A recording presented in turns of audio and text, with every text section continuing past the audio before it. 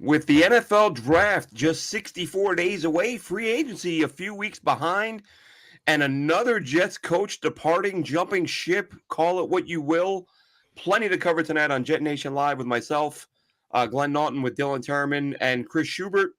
A lot of topics to cover tonight. Draft will be the primary focus. We are going to do a 1 through 12 mock draft, picks 1 through 12, each of us doing our own 1 through 12. So it won't just be one mock, kind of see where we stand on some of these top prospects. But, gentlemen, how are we doing tonight? Chris, Dylan, what have we been up to?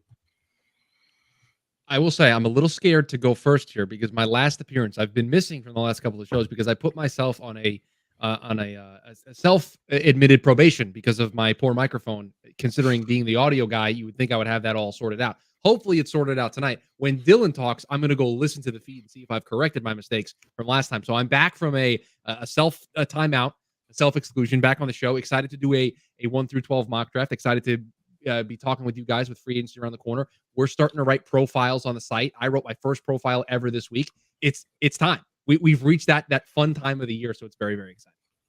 Yeah, I purposely let Chris go first there because I wanted to introduce his normal sounding microphone to the audience. I know that was an issue, but yeah, glad to be back. The three of us. Finally, we're knee deep in draft stuff. I'm glad to be back doing this.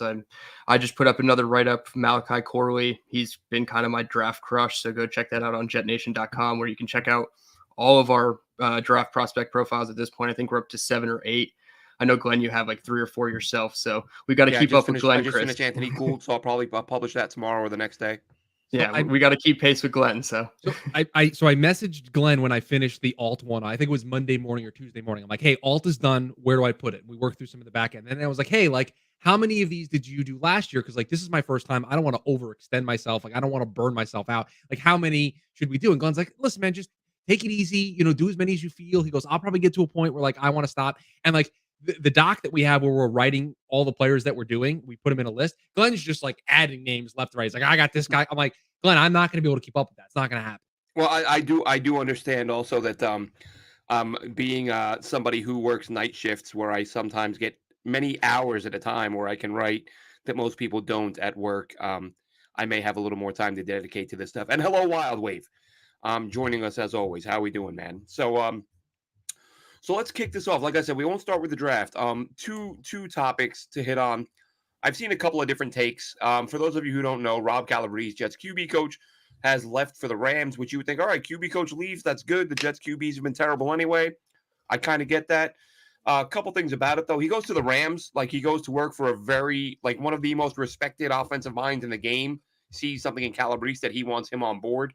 But the bigger thing is that brings the total now to 6 in terms of players and executives who have left the Jets just in the last few weeks. We'll go over the list. Calabrese went to the Rams. Taylor Embry went to the Patriots. Running backs coach, wide receiver coach Zach Azanis went to the Steelers. Again, very respected organization. One of the most respected NFL head coaches. One of the most respected head coaches in the NFL. He wanted him on board. Mac Brown was an offensive assistant. He goes to coach the tight ends in Seattle, so he's getting a promotion. We all know about the Rex Hogan departure, like 10 minutes after the story breaks that someone says the coaching staff is in disarray. And director of player personnel, Chad Alexander, went to the Chargers, got a promotion there to work as the assistant GM. Now, look, you can say that, well, these are just, players, these are coaches and execs that other people see something in them, so that's good news for the Jets. This many people leaving this close to the draft, like, coaches have some input in draft day. Like ultimately, it's the GMs, the head coach. Like some guys' voices have more weight than others, but they are a part of the process. You're 64 days out from the draft. Your assistant GM has left. The guy behind him has left, and 4 coaches have left. And some people are kind of seeing it the way I am, which is it looks like people want to get the hell out of here after these now 2 stories. Sort of scathing reports ripping the Jets from top to bottom, front office, coaching staff. How do you guys see this? I don't keep up with all 32 teams the way I do with the Jets. There's not enough time on a calendar to do that. I don't know that other teams have had 6 people leave in the last few weeks. Yeah, it's not about it. I don't think it's as much about the specific names that we are talking about here, but I think it is about the messaging that has occurred over the course of this offseason. Because yes. I am old enough to remember a period of time in this offseason that has already begun for the New York Jets where we have an offensive line coach who is being called out by players who are still on the team, and that O-line coach isn't going anywhere. So you have coaches that are on the staff being destroyed for their performance in 2023, and then you have other coaches, whether they were good, bad, indifferent at their jobs, leaving to go towards other organizations. There's one word that describes this, guys. It's dysfunctional. And I don't know if it's dysfunctional because everybody stinks at their job or it's dysfunctional because everybody wants out of this situation. But either way, dysfunction doesn't lead to success. You don't have organizations in any sport, the NFL, NBA, NHL, MLB, you do not reach the levels of success that the New York Jets want to achieve in 2024 by being dysfunctional. You can't stumble your way into success. Now, people might think that a 41-year-old Aaron Rodgers is the magical elixir to solving that dysfunction. I'm not one of those people. I've made that very clear on this show. So to me, when I look at this, I don't necessarily cry over spilled milk about, oh, Chad Alexander is going to the Chargers. By the way, the Chargers redoing their entire organization, their entire front office. If they went out and picked somebody from the Jets organization to be a part of that front office, probably means they think pretty highly of that person, that not necessarily that they were bad at their jobs. But when you take it in its totality, that the coaching staff has been at the center of what we think the Jets' problems were in 2023 and what we think could be a potential roadblock to this team succeeding in 2024 and beyond. You have to stop and pause and go, what is going on here? And is this fixable? Are we going to get to a place where we feel comfortable with this coaching staff, that we feel comfortable with the state of the organization? Do we feel like it is a stable situation? And I don't know how anybody can look at anything that has happened since this season has gone completely off the rails and say that this organization is stable and going in the right direction. Yeah, it definitely causes a lot of concern when all these people are leaving. I think to me personally, the two biggest ones are the front office guys leaving. One, just the timing of everything. We don't know exactly when they parted ways with Rex Hogan. Some say it was right after the season. Some say it was like while we were down in Mobile or right before Mobile. Either way, they knew he wasn't in Mobile, at least representing the Jets, and that's kind of what raised the flags around the NFL. So, I mean, yeah, to me, those guys were the big ones for me. It sucks, but I think that if they were quality people, they would already have jobs. Not saying that they're bad at their jobs, but it seems like the messaging we got when Rex Hogan was fired was, oh, well respected. He's going to land somewhere.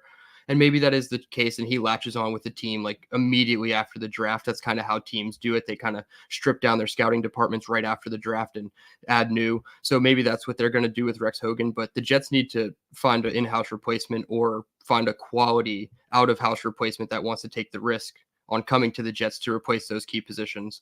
With the coaching staff, I mean, Calabrese, I said it a couple years ago. I thought he was like the big brain OC in the wings for Mike LaFleur when he goes on to become the next best head coach, because before we even hired the guy and we were like thinking about hiring Rob Saleh, everybody's like, we can't have Mike LaFleur. He's going to be too good and become a head coach.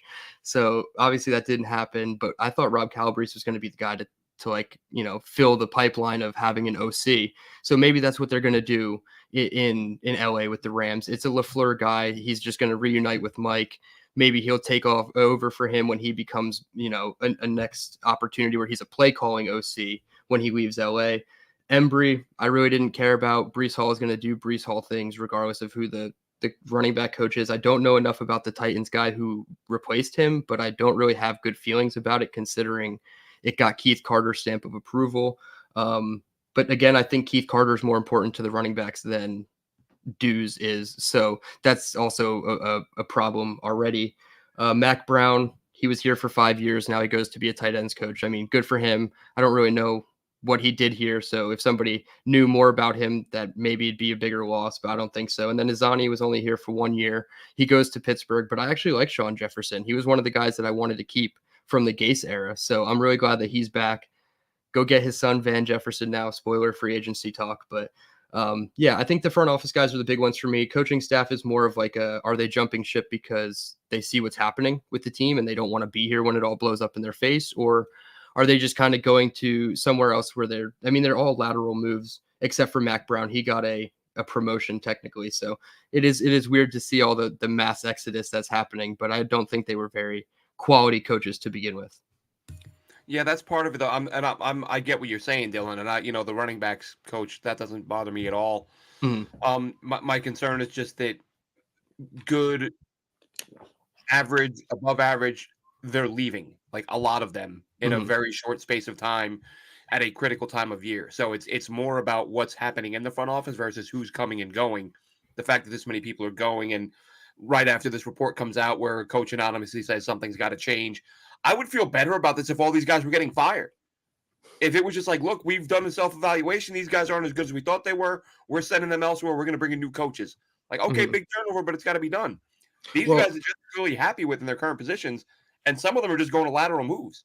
Um, what I'm not Taylor's sure about Calabrese. Sorry to cut you off. I'm sorry about Calabrese. I think his contract expired because the wording that they used in the tweet was that they didn't retain him.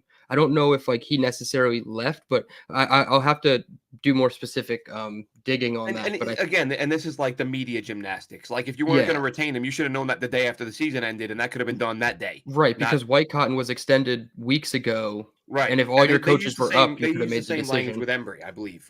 Said he Yeah, wasn't being retained. yeah. But again, stuff that if you have your ducks in a row, that should happen within a few days of the season ending, not months after or weeks after the fact. I mean, Hmm. the Jet season ended months ago. And Hawk and Dom C, how we doing, guys? Thanks for tuning in. So, next question before we kick off the 1 through 12 draft picks or the 1 through 12 mock. And we So argue about we've players. talked about it. What's that? I said, and we argue about players and where we put them Yeah, on the yeah. board. We've talked about this.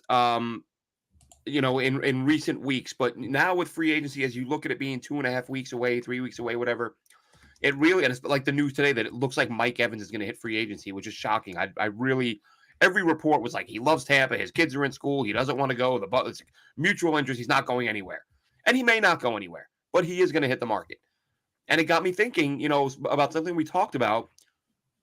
If you're the New York Jets, and I'm a free agent who's in demand. I'm not talking about like lower tier guys who might have one or two offers. I'm talking about an in-demand player who the Jets really need, but 6, 7, 8, 9 other teams also want. What are you selling them? What are you telling them that's going to make them want to come to the Jets? Other than we hope Aaron's going to be Aaron when he comes back from his ruptured Achilles. Other than that, you've got a coach on the hot seat. You've got a GM on the hot seat.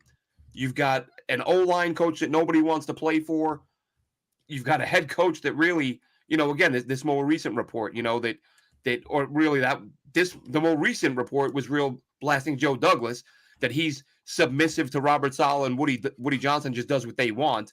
And the one before that Robert Saleh's weak and he doesn't put his foot down and he's crying about the media doesn't like him enough and all this. Like this isn't like an alpha male type NFL reputation these guys have right now. If you're a free agent, like losing franchise, losing history, head coach who hasn't really done anything, a QB who might not be the same guy, other than blowing other teams out of the water, which you're really not in position to do, even after there'll be some house cleaning, there'll be restructures and guys will get cut. I get all that. But it's not like the Jets are going to create $80 million in cap space. They're not going to have the ability to offer a guy 5-6 million more than the next team. And do you want to do that? So what's your selling point to an in-demand free agent who comes in on a visit and says, I just want to let you know, guys, there's 5 other teams that want me. One of them won the Super Bowl last year, and the other one won a couple of playoff games. Yeah, so I'll jump in here, and I believe the one of the stories that you mentioned there. Speaking of this dysfunction, the author of that story's name started with a T. Am I correct with one of those stories? A T. Dylan's Yeah. nodding his head, so Dylan knows where I'm going with this. That story, and I mean this with all due respect, you can take that story, put it in this trash can, okay? Because that person, who I will not say, not good at their job, and I'll I flat out can't say it. remember the name, but Their every time, sources yes, now I remember who it are was. very I bad. always say with that person, grain of salt, Yes. not far from a reliable Yes. source. Yes. Specifically with the New York Jets, has constantly Yes. gotten things wrong. Like Yes. is like Ofer, like would be demoted to AAA if he was on a baseball roster. So we're gonna take that and put it to the side. And listen, there's nobody who's been more critical of the Jets and Right. their coaching staff and this front office than me. So the fact that I'm saying that should tell you something. I should have prefaced that because I always preface his stories with keep in mind Yeah. who it's coming from. And Mhm. I'm gonna put it in this trash can. Yeah. So when it comes to free agency, for me, I mean, Glenn, I hate to narrow this into one answer, but the only thing the Jets can sell is Aaron Rodgers making a phone call to that player. That is it. Robert Saleh, I don't believe, is well regarded in the NFL free agency community as a coach that you're going to want to play for. I don't know if Joe Douglas is a general manager that is known for, being a great, a great person to work with from a player's perspective. We know how he operates in free agency. He sets a dollar amount. He's not going to go past that dollar amount. If you want to get more, then you'll be playing someplace else next season, right? Like that's how he operates. And so I don't know if this organization has the allure that is going to draw marquee free agents. So to your point, if the Kansas City Chiefs want to sign somebody and the New York Jets also want to sign somebody, the Jets are going to have to overpay. They're going to have to pay the Jets tax that Connor Hughes and all these reporters talk about all the time that the Jets have to pay. But they are no longer in a position to walk away from the Jets tax. This is the bet they made when they chose to go this direction by trading for Aaron Rodgers. You can't be half pregnant. If you're going to go all in here, and this is the approach you're going to take for 2024, then guess what? You need to spend every dollar available to you underneath the salary cap. Again, we can talk until we're blue in the face about whether or not this was the right strategy. We can do shows on that over the course of the summer. Everyone knows how I feel. But they have made the decision that Aaron Rodgers is going to be their quarterback in 2024. They are going all in with a 41-year-old to try to win a championship. Guess what? You're going to have to overpay for Mike Evans. Guess what? You might have to give up a little bit more and do a sign and trade for T. Higgins. You might have to sign Michael Pittman Jr. Like you might have to go the extra step to be able to sign these guys. Because to me, guys, when it comes to the wide receiver position in general, we know they need another wide receiver in this building. I think it would be franchise malpractice if this team started night one of the NFL draft and they didn't have another bona fide star wide receiver in the building. I do not think, as much as I love Marvin Harrison Jr., as much as I love Malik Neighbors, Romeo Dunze, all these guys that could potentially be available for the New York Jets, I do not think the 2024 New York Jets, as currently constructed in the current window that they're in, are in a position to foster and bring along a young rookie wide receiver when they're also trying to win a championship. Can't happen. You've got Garrett Wilson. That's your young piece to build around. You got to surround him with a Mike Evans, Devontae Adams, if you can make that trade happen, a T. Higgins, a Michael Pittman Jr. You've got to go out and get one of those established guys that are available. So to me, there is no choice, Glenn. Aaron Rodgers has to put on the full court press. That's your sales pitch. That's the gimmick you're selling, and you're going to overpay. You're going to pay the Jets tax. You're going to finally do what has been talked about for years that you won't do. You're going to have to overpay for these guys. That's the bet the Jets have made. They now have to lie in it this offseason. Now, Dylan, you're up next, but I want to throw a name for both of you. I want your response to both of these, to this name, because for some reason it's the name that keeps popping in my head because I think those upper tier guys aren't going to come here. I think they're going to go play with other teams who are in better position, closer to winning a Super Bowl. And I'm not even saying this is the name I want, but for some reason, every time I scroll through the names of potential free agent receivers, the name my eyes keep settling on, I feel like he's good enough, but he's not going to be in that much demand. How would you feel if the receiver they add, Chris, because they do have to add one, and I want both your thoughts on this, if the receiver they add is Hollywood Brown? No, thank you. No, thank you. And I can personally attest to this. I live in Arizona. I turn on my television every Sunday, and locally in town, I get to watch the Arizona Cardinals. I don't think he's going to provide what the Jets need from a number 2 or a 1A wide receiver. I just don't. I'm sorry. I'd rather go in a different direction. I'll throw a name back out there as well to the group, and Dylan, you can respond to both of these. I think this team's going to sniff around Calvin Ridley. Yeah. Like I think well, they've shown interest in the past. I think he'll be a target for sure. I think he's going to be in play. So if they can't get one of those, if they can't get one of those big names, I mean, Calvin Ridley, I think is big name adjacent. I think he's in that kind of tier. Yeah. I think they would also explore that as well. But to me, Hollywood Brown is very, very low on my tier list of wide receivers. Yeah, to me, he's sort of at the bottom. Like if you rank the top 10, he's sort of 9, 10, 11. He's not in that top 3. While Dylan is answering, I'm going to see if I can get the 10 names I would take over Hollywood Brown. Yeah, I think I like Hollywood, the person and the player, but like I feel like what the Jets need, like Chris said, is a bona fide star receiver opposite Garrett Wilson. And like to me, that's Calvin Ridley and above. I wouldn't really settle for anything less than Calvin Ridley and call that a major upgrade at the wide receiver position. Everything's going to be an upgrade at the wide receiver position. So I mean, I can't say I'd be mad if Hollywood Brown was the pickup, but it would have to still be Hollywood Brown and then somebody like a Van Jefferson to give me like 2 B tier, C tier type wide receivers to supplement. But I don't think that the team needs that. Like Chris said, they need a more bona fide star wide receiver. Calvin Ridley, all about Calvin Ridley. The Jets were on him when he was about to get, I guess, suspended from Atlanta. They were in on him until that news came out. So I would definitely be excited to have him.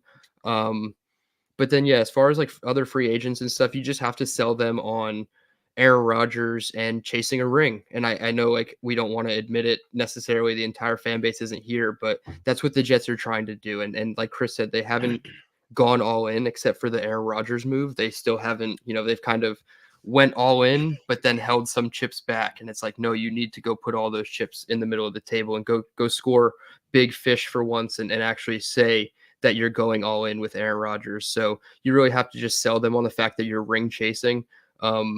And just hope that you're one of those 6 to 10 teams that has a chance at the end of the season to be in the tournament, because really that's all that matters at the end of the day.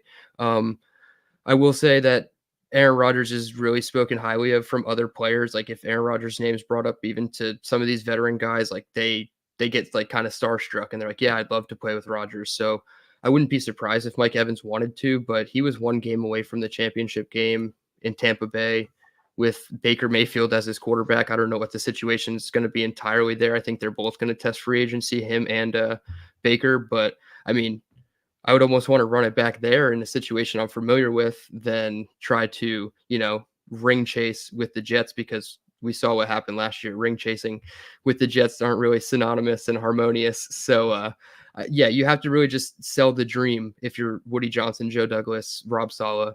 We don't need many defensive players, but I'm sure all of those guys would get up for Saleh and want to play on Sundays. I'm not really worried about that aspect. But if I'm an offensive player like a Michael Pittman even, and it's like, oh, I could stay in Indy with a young quarterback in Anthony Richardson and have potential, but do I want to come over and see what Saleh's been doing? And, I don't know, like that might not entice me as an offensive player. So it's really, you're selling the dream of Aaron Rodgers and a Super Bowl ring.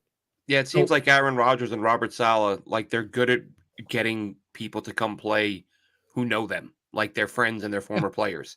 Like Saleh's brought in some former 49ers. Rodgers obviously had them bring in 4 or 5 of his guys last year. I think Bakhtiari, the more I think about it, I think that's a done deal. No, please. But you cannot, I'm sorry, but you cannot say we are not going to allow what happened in 2023 with our offensive line happen again, and then bring in a guy who didn't play at all in 2023 because he has an injury history and he's old. You cannot sell that to your fan base. By the way, I did the math while you were talking, Dylan. Hollywood Brown would be like 6th or 7th on my list of free agent wide receivers. But while I was thinking about it, guys, I'm going to throw just 3 names out there that could be available via the trade market potentially. And again, these are various levels of potential, right? I don't know if any of these guys are going to be available, but there's enough whispers to where they're worth bringing up. Devontae Adams, I would take over Hollywood Brown. So that would add him to the list. Maybe Brandon Ayuk wants to get paid and San Francisco doesn't want to go down that road. That could be a scenario. And I'll throw out the ultimate Hail Mary of Hail Marys. But if you're the New York Jets and you are all in and this guy can't get his contract situation figured out with his team and they would accept an offer, then you better be in the mix. Not to say you're going to get him, but you better be in the mix. What if Justin Jefferson and the Minnesota Vikings can't come to a long-term deal? And if they're going to let Kirk Cousins walk, they got to keep Jefferson. You can't save that much money on a guy. And then Agreed. I mean, absolutely. Yeah, call now. A.J. Brown was supposed to be in Tennessee for a decade plus. And 3 years in, he went to Philadelphia. Like, we've seen this stuff happen. And I understand Justin Jefferson should, if Minnesota lets him go, they're out of their minds. But you can't say it's out of the realm of possibility. You can't say it's not on the table, that they could potentially not come to an agreement and say, you know what, we just got to move on from this guy. So, but this is what I'm talking about. Every offseason, one of these names pops up. Tyreek Hill's name came out of nowhere. Deebo Samuel's name came out of nowhere. Something like this happens. And so the Jets should position themselves in a way to where they should be able to capitalize on this. Your list of free agents, Chris, where on that list do you have Antonio Brown? Antonio Brown did not make the top 7. Sign Antonio Brown, and then I want an Aaron and Antonio podcast every week. They will surpass Joe Rogan in listeners. Anyway, moving along. You know who number 1 is on my list? Can either of you guess who number 1 on my free agents? Yeah, for the New York. Does that include players that would be tagged? It includes players that could be tagged that have not been tagged yet, because they haven't been tagged yet, so they're unrestricted free agents in my mind. T. Higgins. I'm gonna guess Pittman. It is Michael Pittman Jr. I absolutely love Michael Pittman Jr.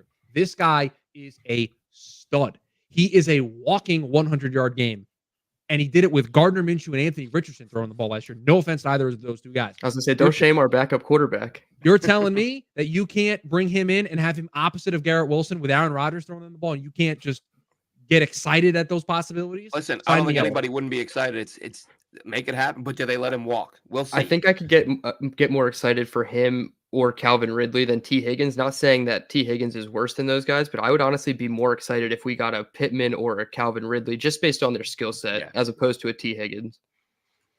All right, gentlemen, kicking it off. We're gonna do mock draft. All three of us, not just one mock. We've each come to the table with our picks 1 through 12. No trades, no trades. Right, no trades, right, guys? No We trades. I hadn't did not. No, discussed no, that, No but I trades. figured that went without saying. No. All right, so I'll go ahead and kick it off. It's pretty easy. Well, how do you want to do one? We each do our ones, or you Sure. want go We run could through do all at ones. one time? Okay. We'll do So ones. I'm taking the easy, the chalk pick. The Bears take Caleb Williams. Yes, I think that's pretty chalk. I think we all have that one based on the group chat I'm reading right now.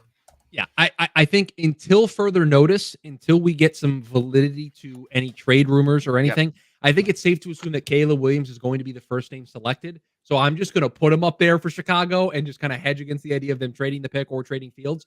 But yes, Caleb Williams will more than likely be the That's not who first I name. would take, but I think it's who they're going to take. It is not Caleb Williams, not my QB1 for the 2024. I'm not even He is talking my QB. QB1 though. All right. Number 2, Washington. I got Drake May. Yep. According to what I have, it's all of us Drake May. So you guys know how much I love Drake May. You guys know he's my QB1. I just mentioned that Caleb is not my QB1, that Drake is my QB1. And I have him going to Washington. But I cannot tell you how much I hate the fact that he's going to be coached up by Cliff Kingsbury. Like, I cannot describe to the two of you, that I am going to just hate watching Drake May develop with Cliff Kingsbury. I have a question real quick about their quarterback room, but first I do want to address Dom C's comment I was about just the gonna wide bring that up. receivers. He said Deontay Johnson also being shopped. I like the fit, 11 mil per contract for 2 years.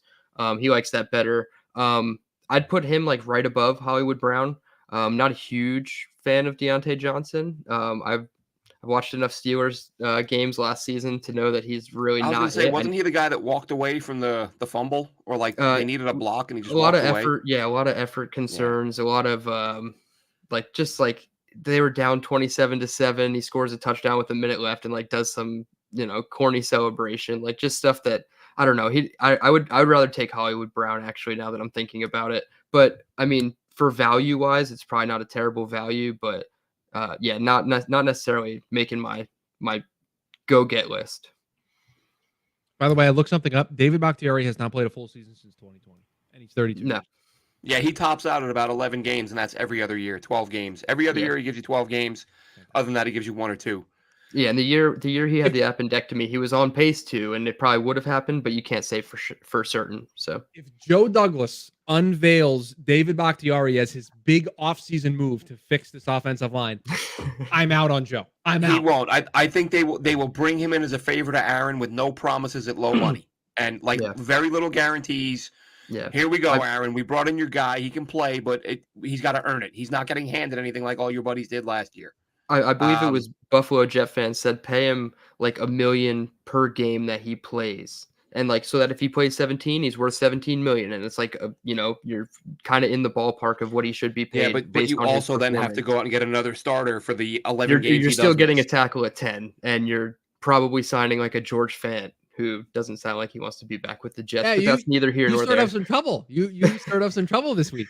I didn't stir up any trouble. He apparently searches his name on Twitter a lot and found a tweet that I posted, and it said I would want him back. I said sure, and he said I question. So maybe he doesn't want to be back. Was he saying we want him back? Questioning whether he would be wanted back, or questioning whether he wanted to come back? I thought it was the second one. Or there's a third option here. He was questioning if Dylan actually did want him back. Maybe he was calling out he doesn't Dylan. trust you, Dylan. He thinks He doesn't you're a liar. trust Dylan. See, there's a third option. George Fant called Dylan a liar. Hey, I've probably sent a bad tweet about George Fant in the heat of the moment. So, and you said he searched his name, so he might. He's got them all saved. Yeah. He's got he knows all about it. I question whether you do want me back.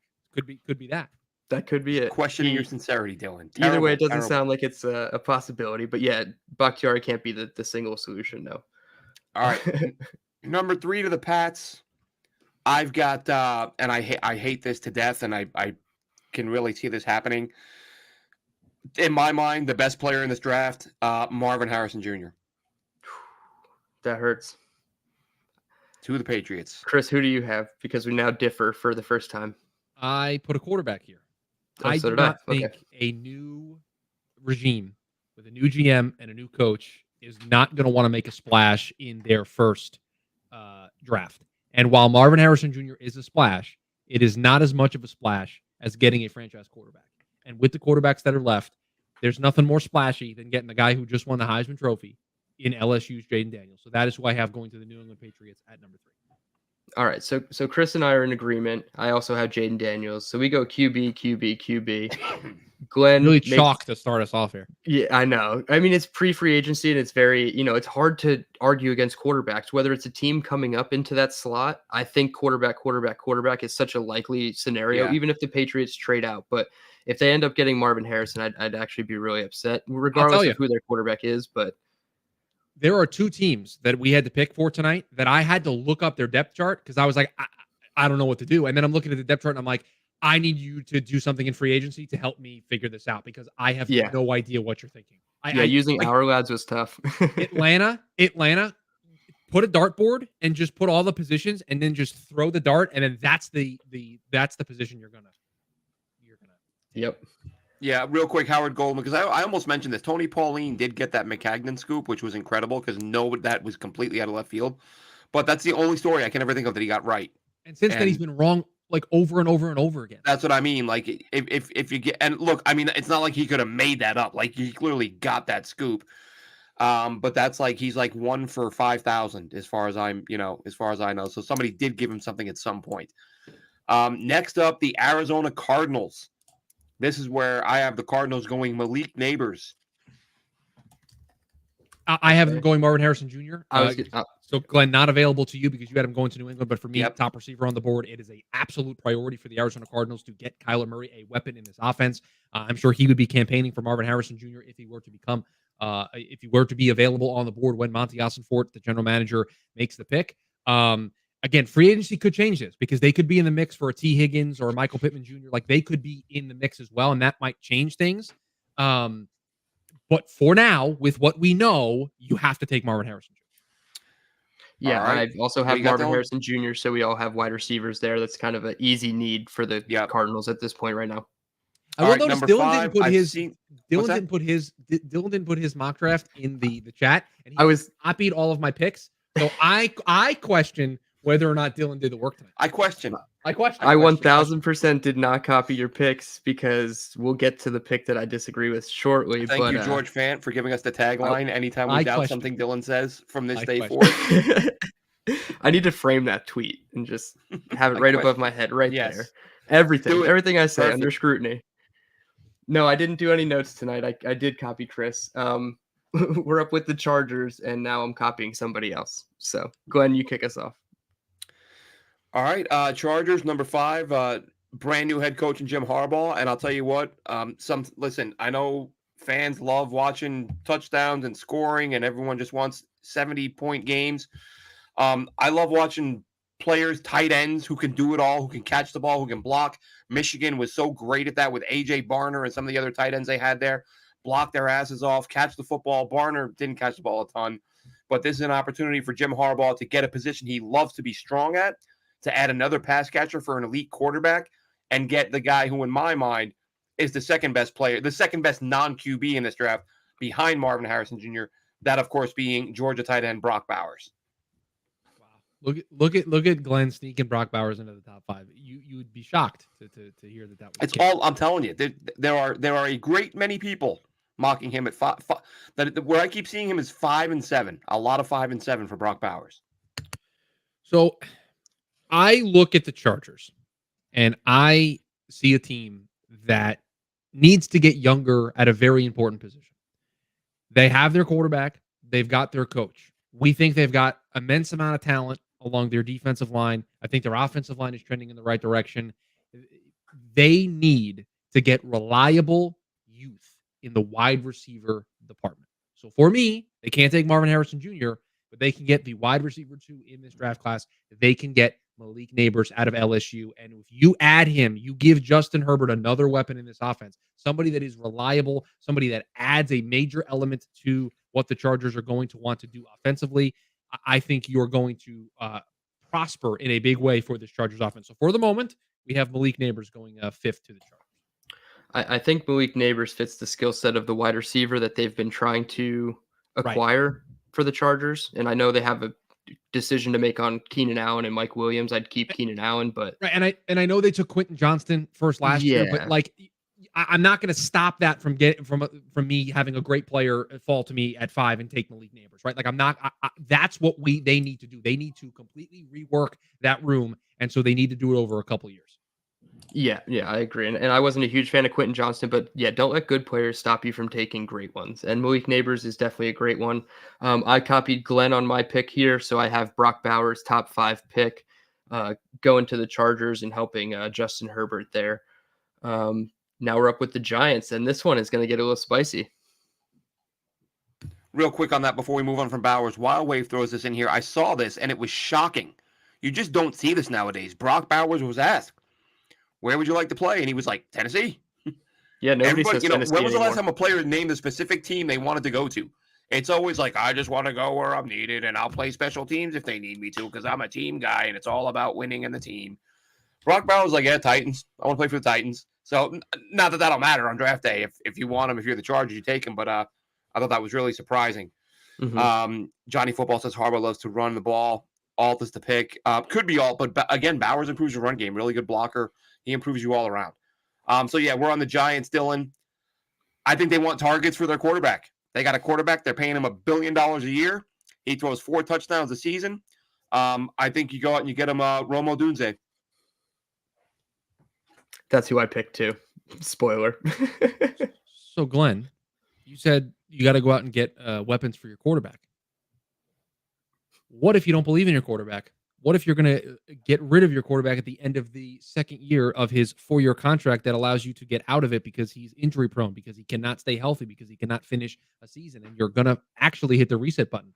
And what if you take a guy that is very popular in this draft class amongst the NFL community, not amongst me, not a guy that I would take this early, but he's available. He just won a national championship, and you could reset the quarterback money. So you take quarterback out of Michigan, J.J. McCarthy here with the 6th overall pick. Now, here's what I will tell you. Personally, would not take J.J. McCarthy in the first round. I still need to do the deep dive on the 2023 tape, so my opinion subject to change. But for me, I would not take J.J. McCarthy. But I do believe the Giants are going to try to reset at the quarterback position in this draft. I truly believe that in my heart of hearts. So when looking at the board, that's the guy that's kind of left. And what we know is people inside the league are rating McCarthy a little bit higher than people outside of the league. So you pair all that information together, and I can come to the conclusion that maybe it is the New York Giants going with J.J. McCarthy a little bit earlier than people anticipate, just like Dave Gettleman went a little bit early with Daniel Jones when they made their quarterback selection the last time. So I don't love it, right? So if you told me, Chris, I think you're out of your mind, it's a bad pick. Okay, that's fair. I'm not saying I feel strongly about it, but pairing pieces of information together of what I think the Giants are going to try to do, I think quarterback makes sense, and so I put McCarthy here. This is version 1.0. We're allowed to change our minds. Yeah, and this kind of goes along with the Daniel Jeremiah tweet that was put out a couple weeks ago or a couple days ago, maybe, about teams wanting to move up for quarterbacks. I know the Giants didn't necessarily move up, but there's going to be like a scramble for that 4th quarterback, and I think it's going to happen in the top 10. You have McCarthy, you have Bo Nix, you have Michael Penix. Even a little lower down, you have like Spencer Rattler types who gained a lot of buzz in Mobile. But I don't know. I can't get on board with McCarthy, so I'm glad that you prefaced it by saying that they would do it and you wouldn't, because I feel like that's probably the team that would take a stab at quarterback in the top 10. So, yeah, I mean, you got to kind of move on from Daniel Jones at that point. If I can jump in with 2 quick things, I also wouldn't take Jaden Daniels number 3 overall if I was the New England Patriots. I have 2 quarterbacks that I feel comfortable taking in the first round. It's the 2 quarterbacks that we all unanimously put 1 and 2. That's it. Yeah. So this is a what we think is going to happen version of the mock draft, not a what we would do mock draft. Yeah. And Wildwave points it out in the chat. You've still got Daniel Jones. JJ McCarthy can sit. JJ McCarthy doesn't have to play right away.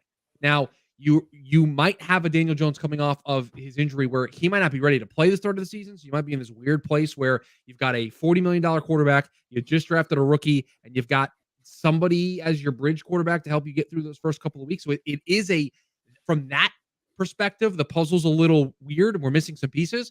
But again, I find it hard to believe that the New York Giants are going to leave the first round of the 2024 NFL draft without a quarterback. It just feels as though that's the direction that they want to go as an organization. So I decided to spice things up with McCarthy here at number 6. I hope this doesn't happen, but Tyrod Taylor being the backup and the potential week 1 starter if Jones is unhealthy and McCarthy's not ready, and then Tyrod has that mysterious random injury that, thrusts McCarthy into the spotlight before anybody's ready. So I could just see it all happening, and Tyrod is the crux of that every time with rookie quarterbacks. Yeah, I All don't think right. that's a bit. Like I said, I went receiver, but the only reason I didn't consider QB, and I'll be honest, I didn't look at the actual financials, but I'm like, I know they just gave him that huge deal. I Mhm. don't know what it would cost them to move on from Daniel Jones, but I just thought cost prohibitive, can't afford to do that. But replacing him, I would do. I don't know what the cap implications would Yeah, be. they would have to get out of it so that at the end of this upcoming season, so at the end of 2024, they can get out of it and it will not cost them a ton. The way they structured the 4-year deal was Okay. really a lot of the money was hindered in these first 2 years. It's kind of, placed there. And so they can get out of it. Now, there would be some semblance of a cap hit and some dead money, but it's not like to where they are like would be cash strapped if they did it. They can absolutely move on from it. All right. Number 6, Tennessee Titans.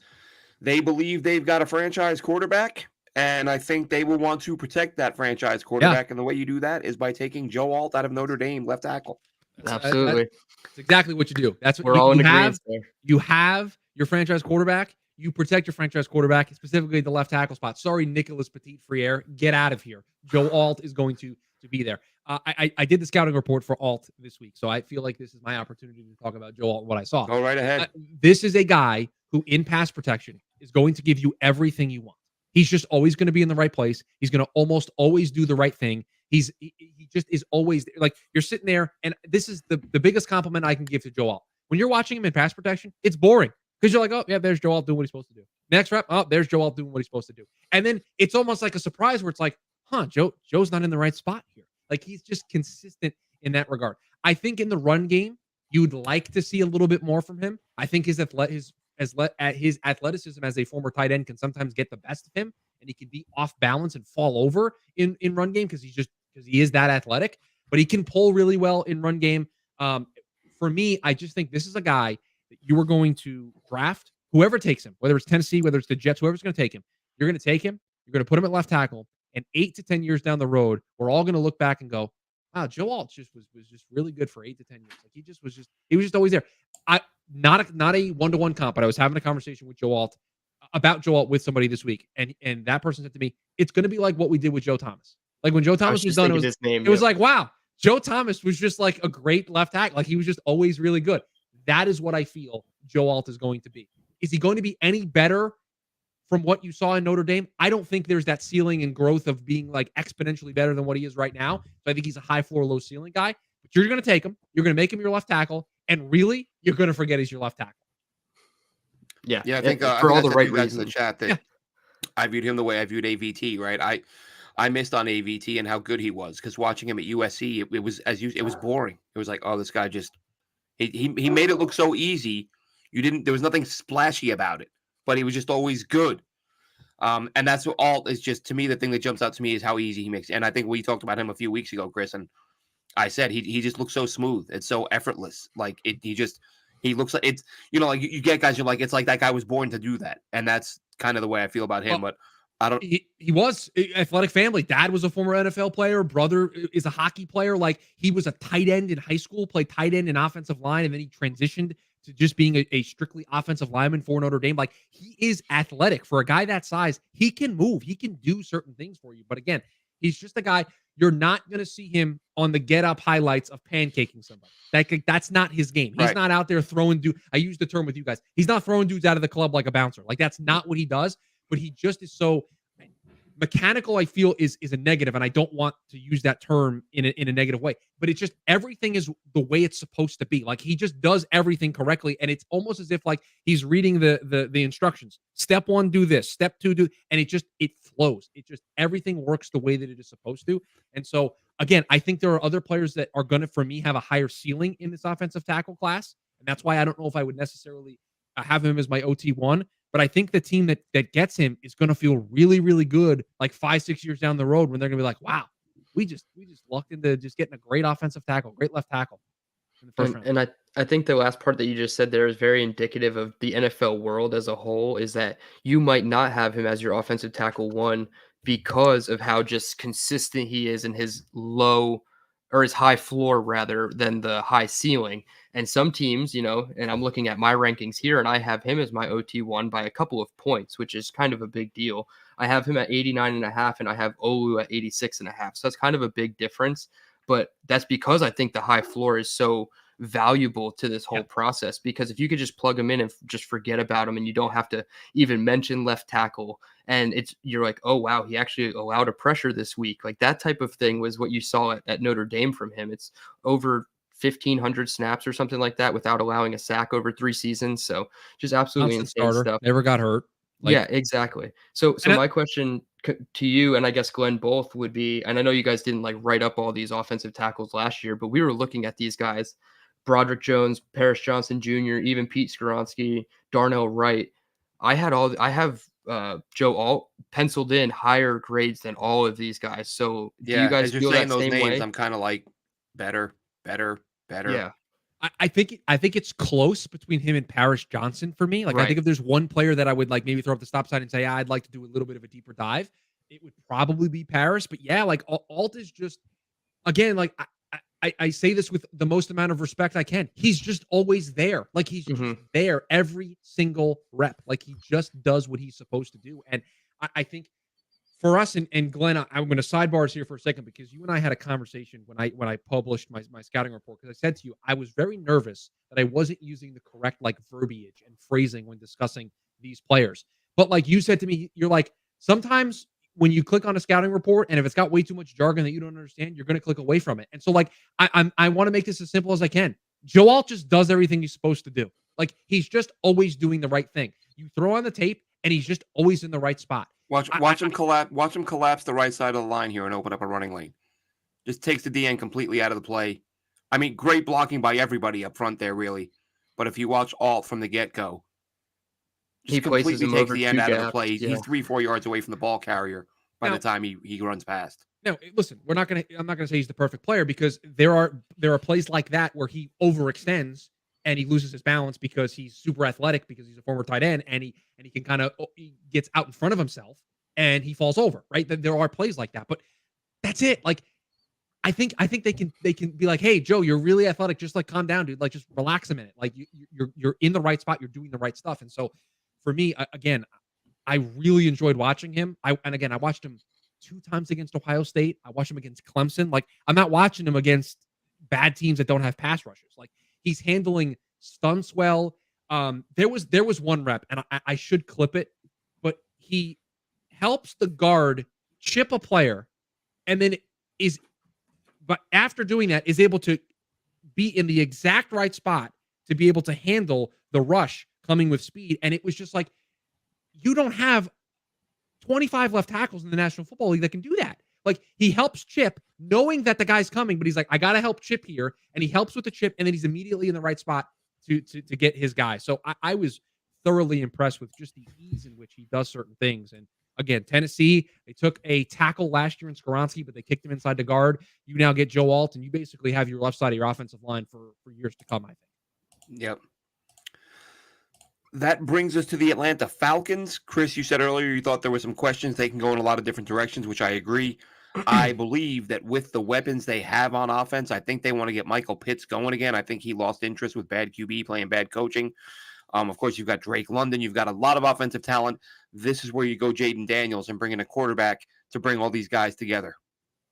That's actually a nice wrinkle. I don't think I've seen Jaden Daniels going to the Falcons in any of like the big mocks that I've seen, unless I just haven't read it, because the pick that I picked is just kind of like what Chris said. You put the piece of paper on the dartboard and you just throw and you pick whatever position that is.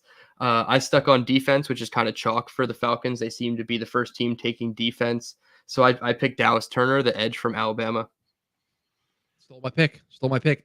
Glenn, I will have you know I love the quarterback pick. Not an option for me unless I'm taking Bo Nix or Michael Penix Jr. here in the top 10 for the Atlanta Falcons, because I've got 4 quarterbacks going already. So Right. it's a nice thought, but it just was not an option for me. It wasn't something that I could explore. And again, I landed on the they've been doing this thing a lot where they've taken offensive players, Bijan Robinson, Drake London, Kyle Pitts. Like, okay, at some point you got to give. Like, at some point you got to go in a different direction. And I Mhm. want to pull up the depth chart just real quick because I think this is going to further emphasize why I'm in agreement with Dylan. I have Dallas Turner being the pick here because when I look at the depth chart and I look at Calais Campbell being the top pass rusher for this Atlanta Falcons team, we got some age there.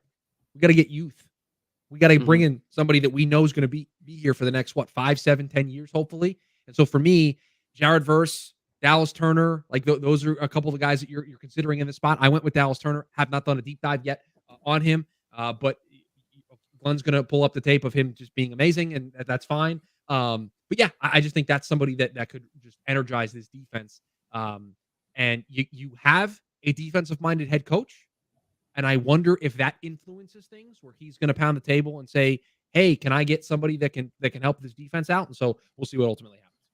Yeah, and if I'm not mistaken, I think Arnold Ebiketie is the second best edge rusher on their depth chart right now in Atlanta. So that's a little Zach concerning. Harrison's also on the depth chart. I have here in front of me. Like they you know what they need? They need a Dallas Turner on their defensive line. So you know what they should do? They should just take Dallas Turner. Yeah, it makes sense. Exactly. Now we're up with the Bears for their second pick. We all have different players, but some at the same position here. Glenn, who you got? I went with Olu Fashanu at left tackle, Penn State left tackle. The dagger right before the Jets. I took Malik Neighbors. This is my current wide receiver too. I know he's the third one coming off my board. I had Rome going to the Giants at 6, but I think Malik Neighbors is better than Rome Odunze, and I kind of just selfishly wanted to pair him and Caleb Williams together, but I also could see Rome Odunze's traits being valued by a team, kind of like the Drake London, Garrett Wilson conversation, but Malik Neighbors to the Bears at number 9 for me. And so why don't we explore that possibility? Roma Dunze, the pick for me for the Chicago Bears at number 9. You get Caleb Williams at number 1 overall. You now get Roma Dunze to go with Caleb Williams. And now your offense is Caleb Williams.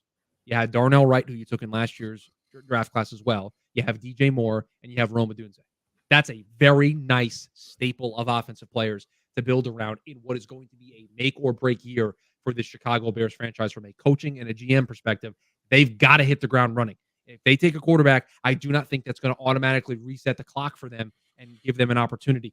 They are going to have to show very early on that they have this franchise going in the right direction. So for me, I know we got DJ Moore. Let's get somebody across from him. Let's get Caleb Williams another target. And so that's what we're going to do with Roma Dunze at number 9. Yeah, it makes me nervous now that you just said it like that because I don't want Caleb Williams to be another second year quarterback having a second coaching staff and, second Well, offense being introduced to his career. But that just seems to be the norm nowadays with these quarterbacks. And it's really unfortunate.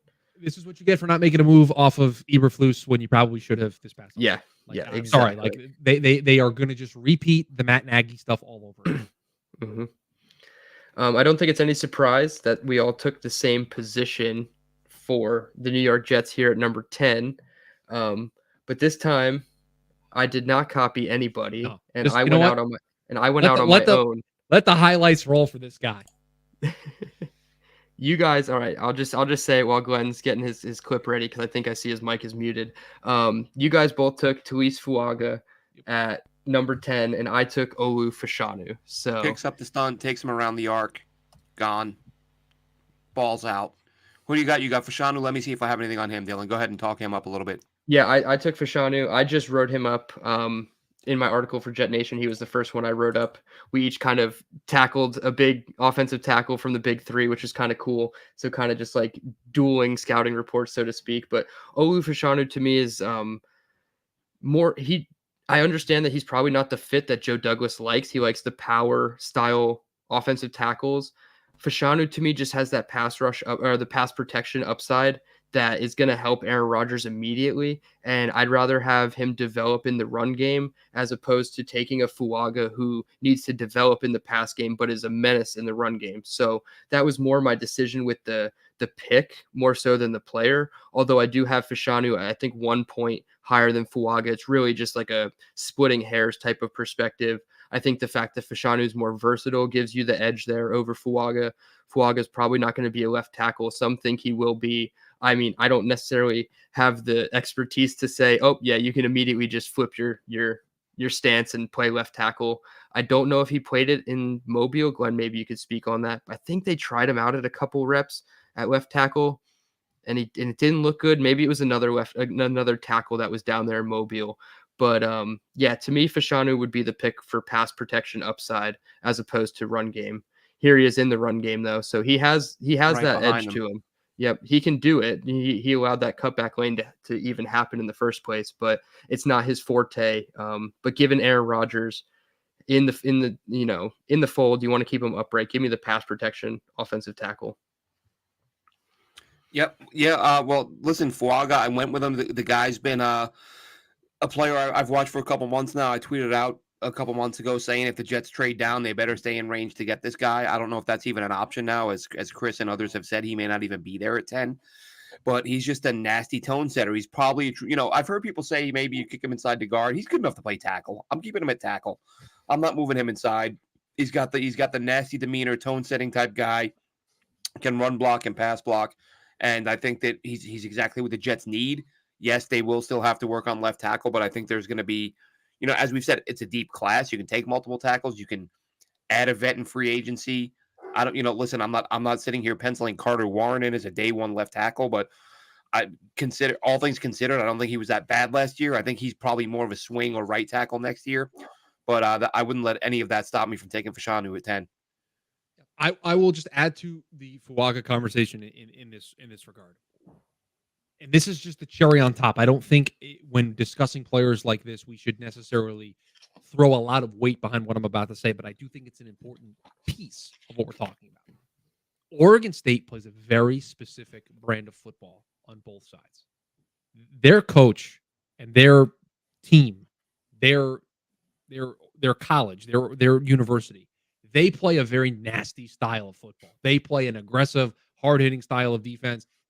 When you go to play Oregon State, you better bring your best because they are going to make you work for it. And so to me, when you are able to be the starting tackle for that kind of team and that you're going up against that defense that asks that of you each and every time you play them, that I like that kind of stuff. That's a little bit of that extra sauce that I like when looking at a player. And so for me, that's a little bit of a bonus when talking about Fuaga as an option for the Jets.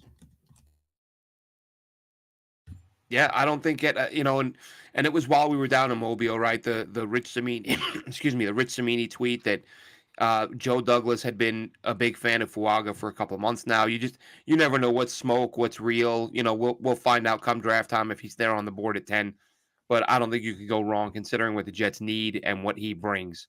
I was just going to say, I don't think you can go wrong either way. Obviously, I mean, I'm not speaking for all of us here, but Joe Alt would be the dream.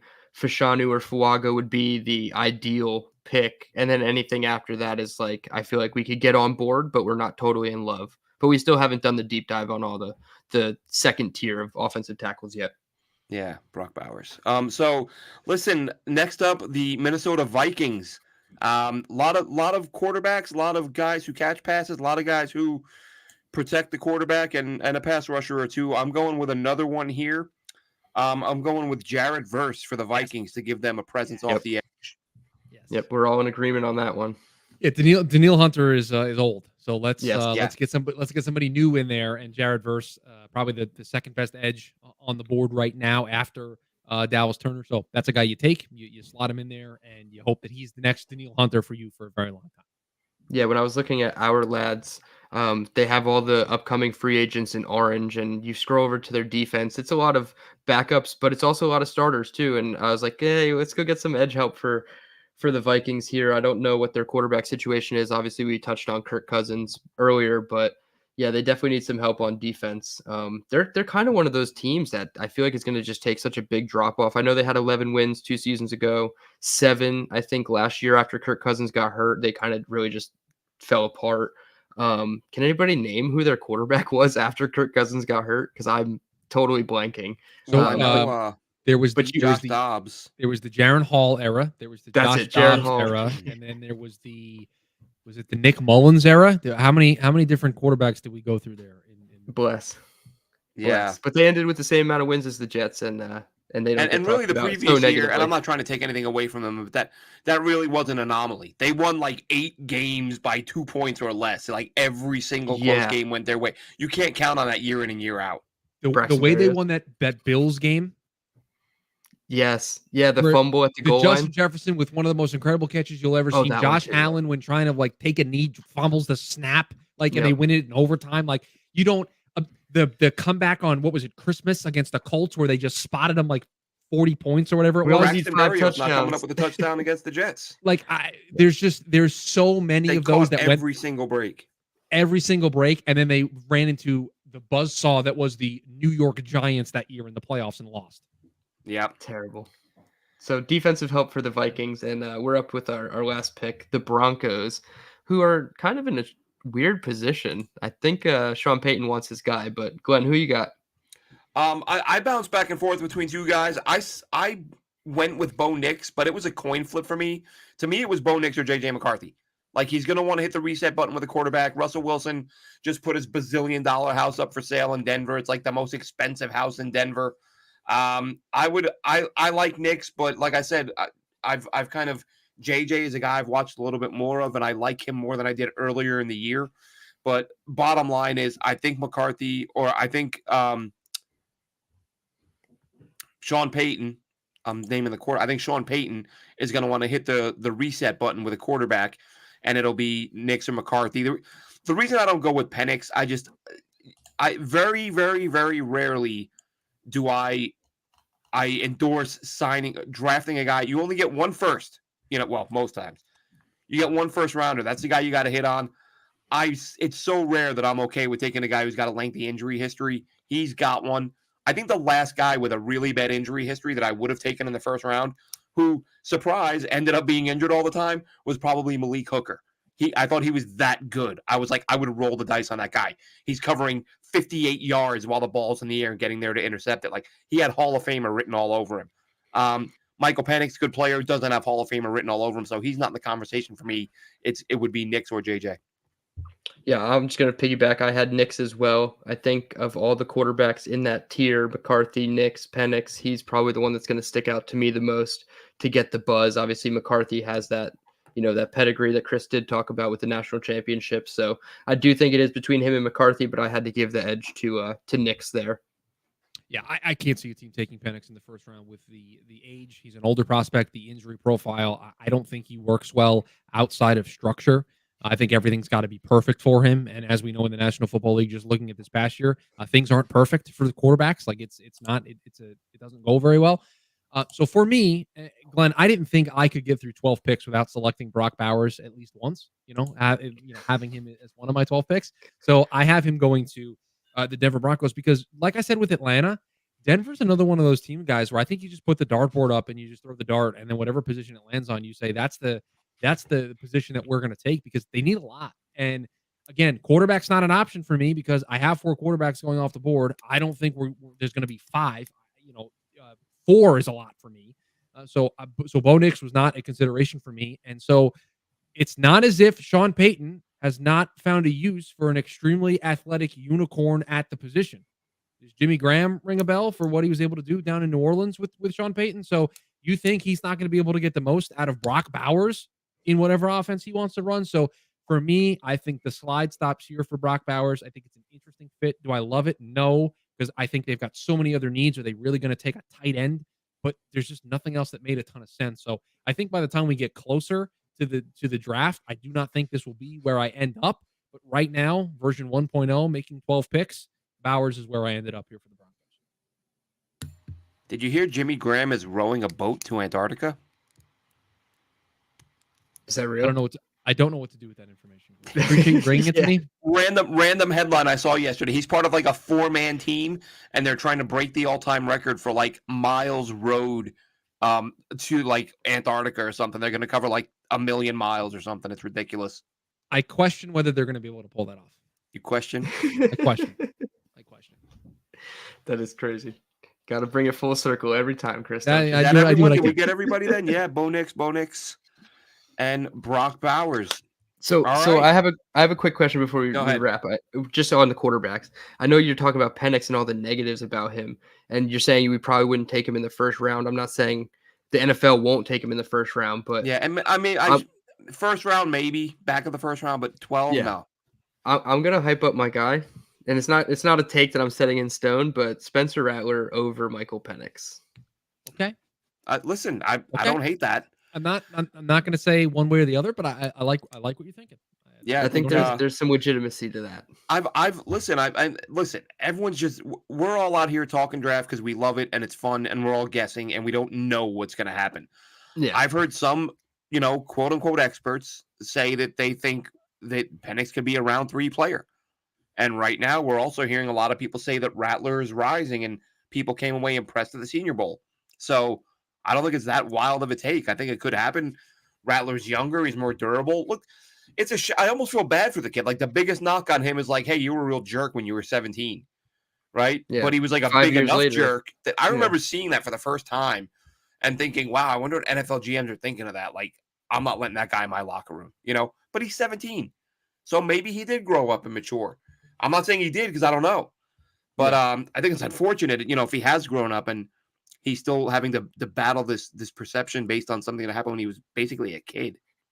Right. Yeah, I was gonna say I wrote about it in the article for JetNation. If you guys want to go back and check it out, I can link it in the description below later. But yeah, I think over the 5 years, him going from high school to Oklahoma to South Carolina, excuse me. I think you saw in his messaging and like his podiums and like his press conferences, media availability, he was a different player, and it showed on the field. He definitely had a different mentality when playing in South Carolina as opposed to Oklahoma. So, not saying he's a great quarterback by any means, and I know I've stuck my neck out a lot for him, but I think, yeah, don't judge somebody who was 17 when they've grown up quite a bit, and there is buzz for him, so it's going to be interesting.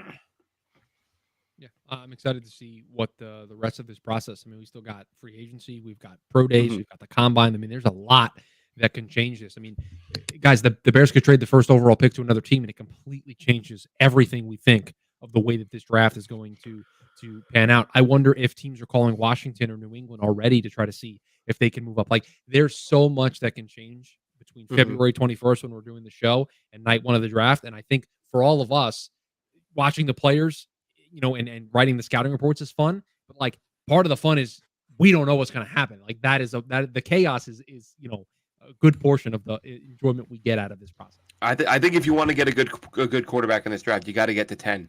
Do whatever it Oh yeah, takes. got to Give Do get up to whatever it 10. multiple takes. ones. Yeah, you Just got to get get Yep. that to 10. 10th pick. That's your golden ticket right there. Just 10th the spot. 10th the don't spot. worry about draft picks in the future. Nobody cares about those. You want the 10 this year. Give up a 1 next year or 1 the year after, whatever, a couple starters. Get that 10th pick. Absolutely. All right, that'll wrap it up, fellas. That'll wrap it up for us, everyone. Thanks for joining in, jumping in the chat, listening to what we got to say, and interesting stuff, man. The coach is leaving. Interesting. The obviously the mock. We'll see next week. Big time free agent stuff. We've not delved into that nearly enough, and it is by next week. We'll be a week and a half away. So some big stuff coming up. Thanks for checking us out. Have a good one, Jets fans.